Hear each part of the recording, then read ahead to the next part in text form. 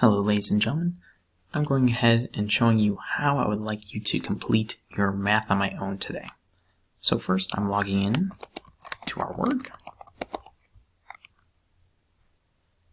and I'm reflecting, can I complete the success criteria of using equivalent fraction tables to show two fractions are equivalent?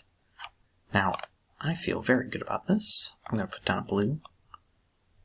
But wherever you are right now, please put down how you're feeling. Okay? So next, I have to show 3/4 is equivalent to some number where the denominator is 12. So I'm going to use my equivalent fractions table. Start with 3/4. And I'm going to add by 3, which is 6, and add by 4,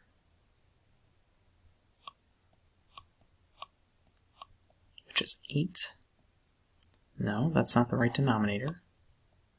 So I'm going to keep going. Plus 4, 8 plus 4, is 12. Okay, so I'm almost there. So all I have to do is 6 plus 3 is 9.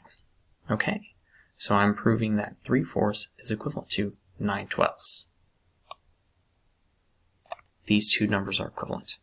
So I'm looking for the correct answer and the work that got you there.